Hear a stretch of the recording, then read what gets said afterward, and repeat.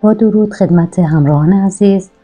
امروز با آموزش بافت رومیزی در خدمتتون هستیم. من خدمتتون این موتیف را آموزش میدم و شما میتونید با بافت این موتیف هر چیزی که دوست داشتید ببافید، رومیزی، گلمیز یا حتی مثلا برای تیکه‌های لباس استفاده کنید. در ابتدا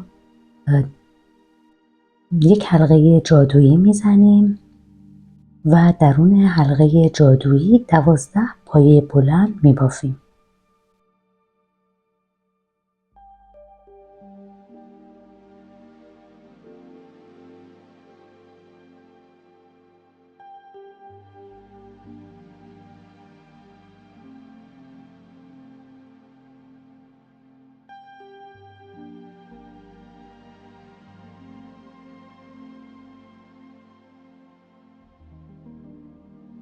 بعد از بافت 12 پایه ما پایه اول و آخر رو با یه شل به هم وصل میکنیم.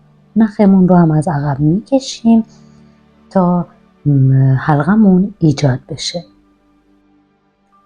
در ردیف دوم ما در ابتدا 3 زنجیره میزنیم و روی گندمی های این حلقه توی هر گندمی 2 پایه بلند میبافیم و پایه هامون رو به 24 پایه میرسونیم.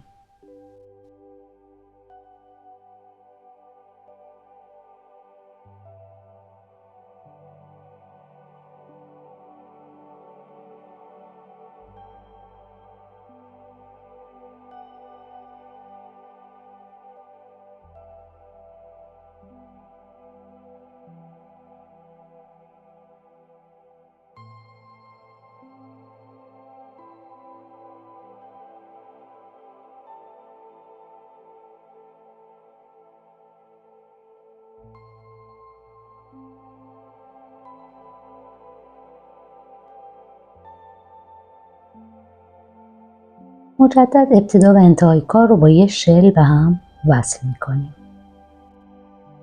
در ردیف بعد، ردیف سوم، ابتدا 5 زنجیره میزنیم، یه پایه رها میکنیم، در گندمی دوم یه پایه بلند میزنیم. بعد از اون 3 زنجیره میزنیم، یه گندمی رها میکنیم، در گندمی بعد یه پایه بلند. 12 بار این کار رو تکرار میکنیم تا انتهای ردیف.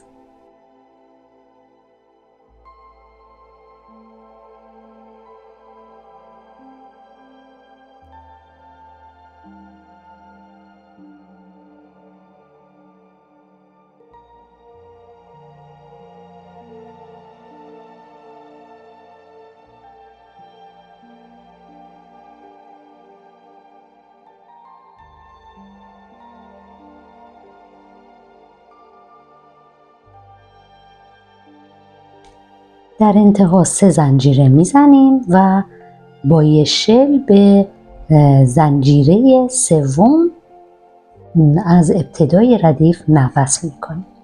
چون ما میتونیم تغییر رنگ ایجاد بکنیم، میتونیم نکنیم، هر جور سلیقه خودتون هستش. با یه رنگ دیگه میخوایم که کار رو ادامه بدیم. برای اینکه کار تمیز باشه، نخ رو توی کار همیشه پنهان کنید که کارتون هم تمیزتر باشه، همین که یه موقع نخ جایی خارج نشه و بافتتون خراب نشه.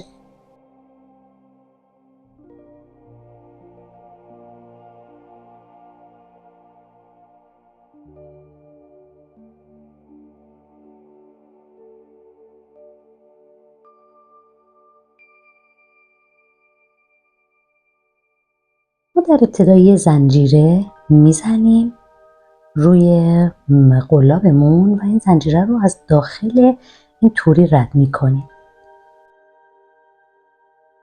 بعد از اون 3 زنجیره میزنیم و 2 پایه بلند دیگه داخل این توری میبافیم.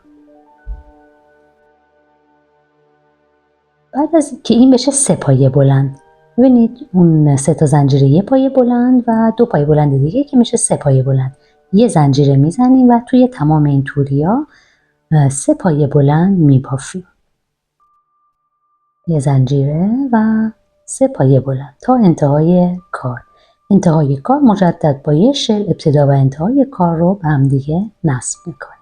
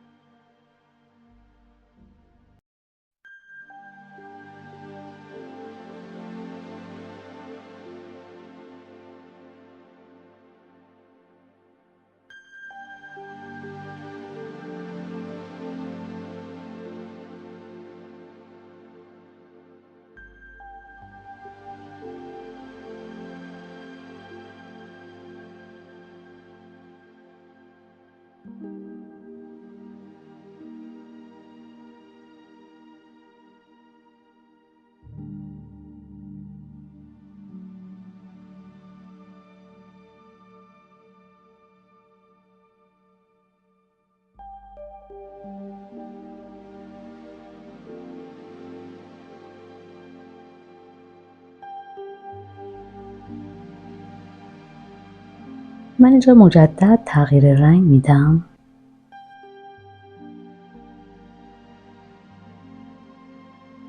یه زنجیره میزنم روی قلاب و اون رو در بین اون 3 پایه‌ای که یه زنجیره بود اونجا من 2 پایه میبافم. بعد از اینکه 2 پایه رو بافتیم یه پایه روی اون 3 زنجیره‌ای که وجود داشته میبافیم. 3 زنجیره میزنیم و پایه بعد رو میتونیم روی همون پایه یا پایه بعد یه پایه بلند دیگه ببافیم. به این صورت باز دوباره بین 3 تا پایه ردیف قبل مجدد که زنجیره بود، یه دونه زنجیره ما زده بودیم از قبل، مجدد میام و 2 تا پایه بلند میبافم. باز روی اون 3 پایه بلندی که بوده یه پایه بلند میبافم، 3 زنجیره. در پایه بعدی دوباره یه پایه بلند. این کار رو تا انتها ادامه میدیم.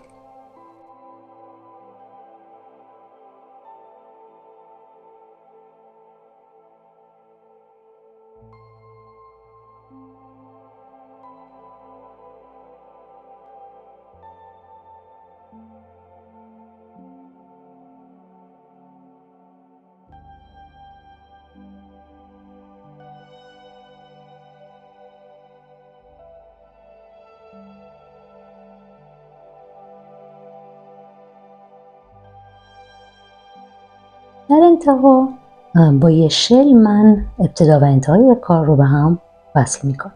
حالا اینجا وسط این 3 تا زنجیره که زدیم ابتدا یه دونه پایه متوسط میزنیم، بعد یه پایه بلند، 3 تا پایه دوبل میبافیم. 3 پایه دوبل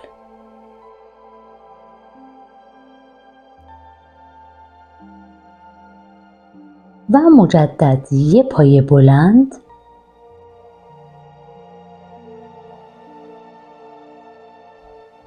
یه پایه متوسط و با شل به وسط اون 4 پایه‌ای که روی کار بود نصب میکنم. مجدد یه پایه متوسط، یه پایه بلند، 3 پایه دوبل و یه پایه بلند، یه پایه متوسط و با شل روی اون 4 پایه‌ای که بین زنجیره های ما بود نصب میکنیم. پایه متوسط و اگر که کسی متوجه پایه بلند و پایه متوسط و پایه دوبل نشد بگید که من حتما یه کلیپ درست کنم در مورد این آموزشش رو توی کانالم بذارم. این کار رو تا انتها تکرار میکنیم.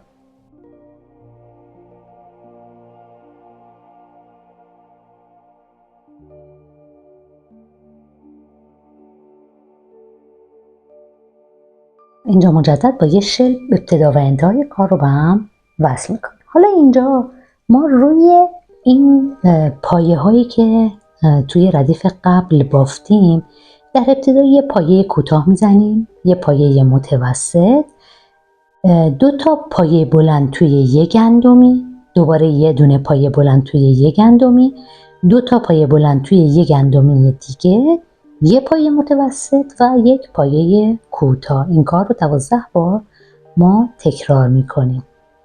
یه بار دیگه خدمتتون توضیح میدم. ببینید اینجا بین یه پایه رو اینجا رها میکنیم. اینجا ما یه پایه رو رها میکنیم. درسته، این پایه رو رها میکنیم. از پایه بعدی یه پایه کوتاه، یه پایه متوسط، 2 تا پایه بلند توی یه گندمی، یه پایه بلند توی یه گندمی دیگه، دوباره 2 تا پایه بلند توی این گندمی بعد، یه پایه متوسط و یه پایه کوتاه. ما مجدد یه دونه گندمی رو رها میکنیم. یه گندمی رو رها میکنیم، از گندمی بعدی شروع میکنیم. این کار رو تا انتها ادامه میدیم و گل ما اینجا کامل شد. اگر بخواید گل بزرگتری باشه میتونید این کار رو ادامه بدید تو رجای بعد و گل رو بزرگتر کنید، ولی ما کار رو همینجا تموم میکنیم.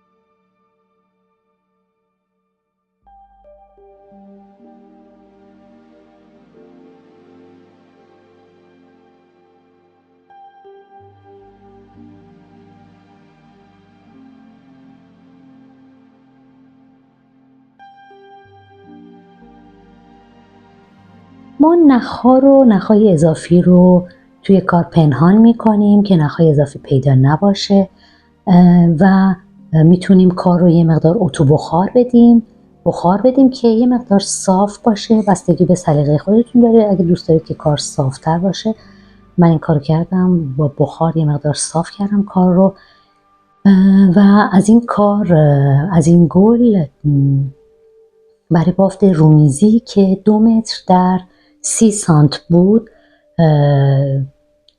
46 گل من بافتم و این 46 گل رو به هم نصب کردم. طریق نصبش رو هم الان خدمتتون میگم که در جریان باشید.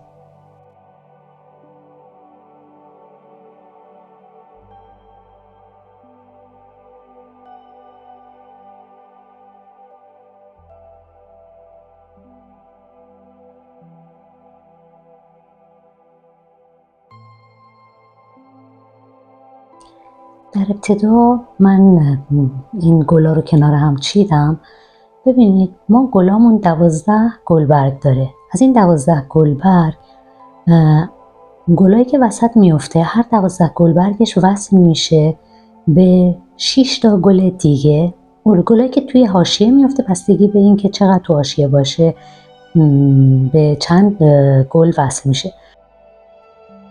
همونجور که میبینید نگاه کنید، من وسط گلبرگا رو گرفتم با نخ رنگ یکی از گلها. به فرض مثال اینجا سفید و آبی هستش. من با نخ سفید وسط گلبرگ ها رو به هم وصل کردم و این نخ رو در کار و پنهان میکنم. گره میزنم که کار باز نشه، محکم میکنم کار رو. 2 تا گره میزنم که کار باز نشه. این کار رو تا آخر ادامه میدیم و نخهای اضافی رو توی کار پنهان میکنیم و اضافات نخ رو میچینیم.